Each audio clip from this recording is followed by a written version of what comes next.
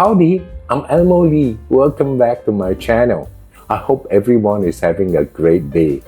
Ever since I became a YouTuber, I've uploaded one video per week.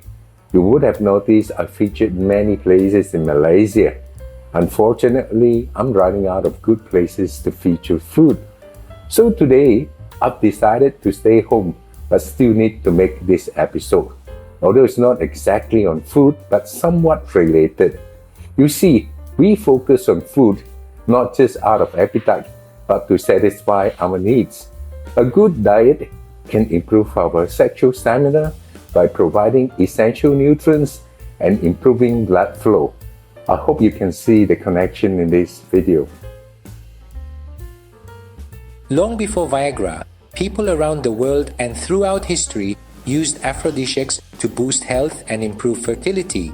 People across time and place have considered it both possible and valuable to influence sex with food and drugs. Until the advent of modern vaccines, no medical product had been more widely traded throughout world history than aphrodisiacs.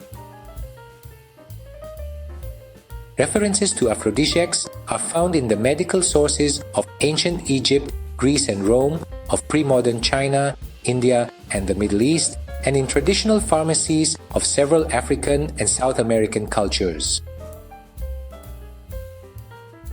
One might expect that, due to their close relation to sex and intimacy, religious authorities would have long suppressed aphrodisiacs.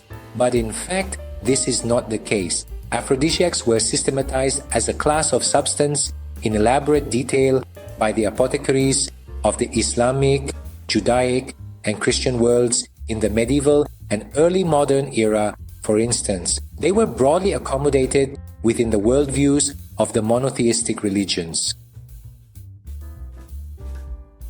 Recent pharmacological research hasn't shown much interest in the vast knowledge banks of aphrodisiac medical traditions across world history, and most of the traditional substances purported to influence sex have never been subjected to modern scientific investigation. An aphrodisiac is any substance or food that increases sexual desire, arousal, behavior, performance, or pleasure. There are a number of reasons why people may want to take an aphrodisiac to improve their sex lives. Such reasons may include low libido or to improve sexual performance. But sometimes people may want to simply try to enjoy sex more. The word aphrodisiac comes from the name of Aphrodite, the Greek goddess of love.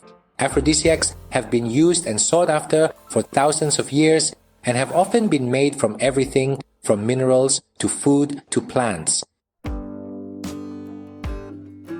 A good sex life is often cited as an important part of a healthy and happy relationship, so it's no wonder there is such a tremendous amount of interest in finding products that can make sex more enjoyable.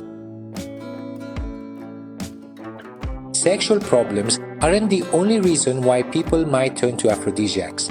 The promise of great sex is appealing, so it's not surprising that people might turn to something that promises to increase desire and participation in sex. Aphrodisiacs are often purported to make sex more desirable, exciting, and pleasurable.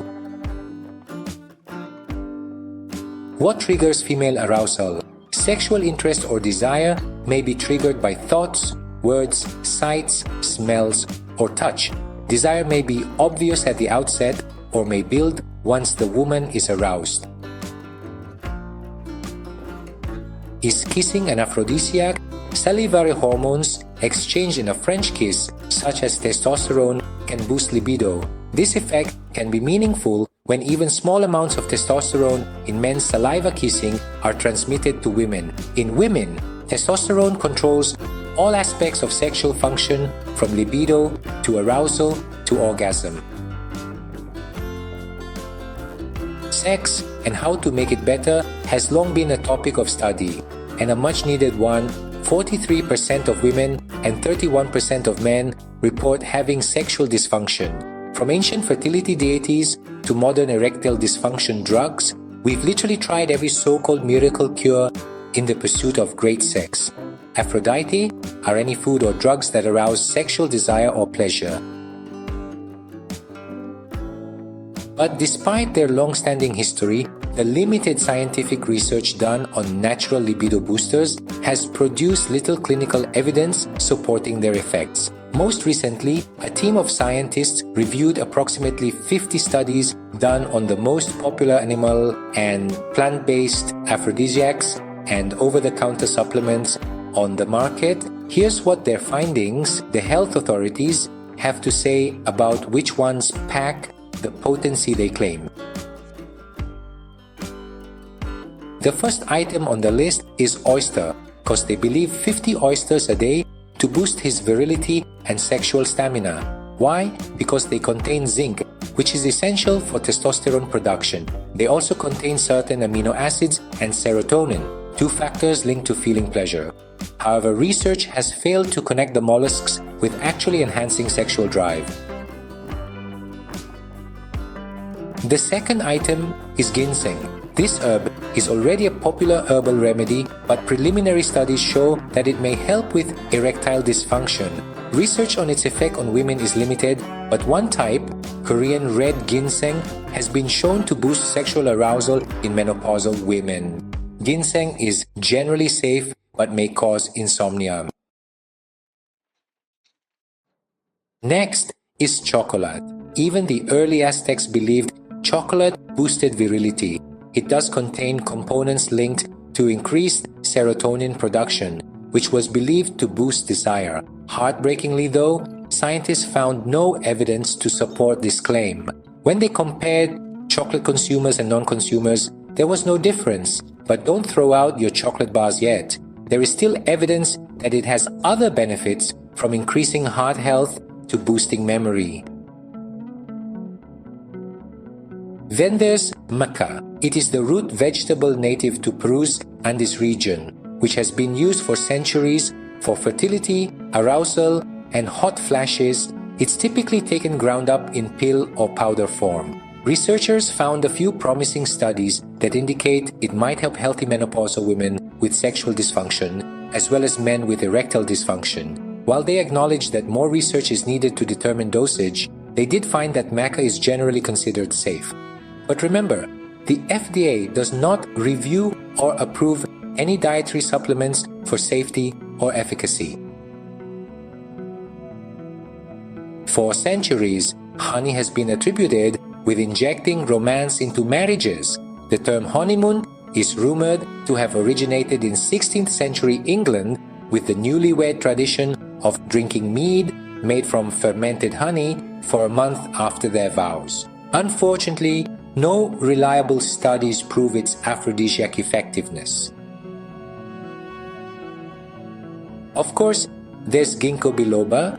It is an extract from an ancient species of tree used in traditional Chinese medicine as a remedy for depression, sexual dysfunction, and other ailments, as it may increase blood flow. But the research behind it is inconclusive, and ginkgo can interact with other medications like Xanax, antidepressants, diabetes drugs, and even ibuprofen. The bottom line is, even though taking ginkgo appears to be safe, it can also increase your risk of bleeding. There is little evidence from literature to recommend the usage of natural aphrodisiacs for the enhancement of sexual desire or performance. The current body of objective evidence does not support the use of any natural aphrodisiac as an effective treatment for male or female sexual dysfunctions. Potent men and men with erectile dysfunction will continue the search for natural aphrodisiacs despite the current disappointing data on their effectiveness. Care should be taken regarding the fraud addition of sildenafil analogs to natural aphrodisiacs.